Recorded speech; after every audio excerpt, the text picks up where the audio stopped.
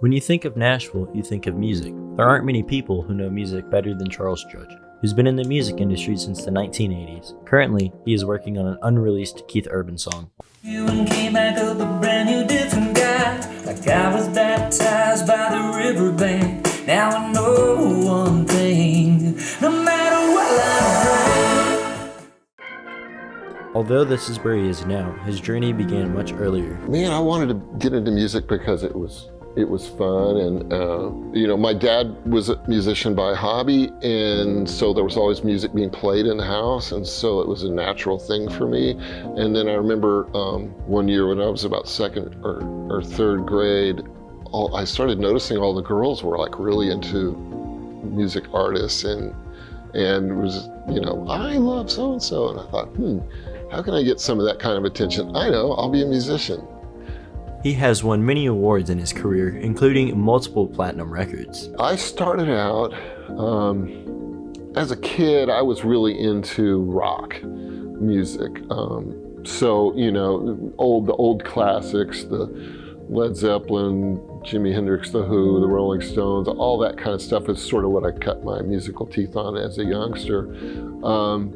But then, I started becoming interested in other more sophisticated styles of music like jazz. And I went and got a degree in music. I got a degree in music composition and studied classical piano and arranging and electronic music, and it was a great education. He attended college at the University of North Texas in Denton, and after he went to LA and played on pop and rock records for Stevie Nicks, Rod Stewart, Tracy Chapman, Chicago, and many others. From there, I went to San Francisco and worked for a while at a company doing music for TV and commercials, where every day was a completely different style of music. I learned just tons of stuff from that experience. And then I made my way out to Nashville and back into full-time records. He has also been a part of many country songs, including songs by Carrie Underwood, Blake Shelton, Keith Urban, Miley Cyrus, and Tim McGraw. My first Nashville recording session was so interesting to me. In a funny kind of way, I just assumed, having been trained in classical music and played jazz for a while and pop and rock, that when I came to Nashville and playing country music, it was going to be really simple.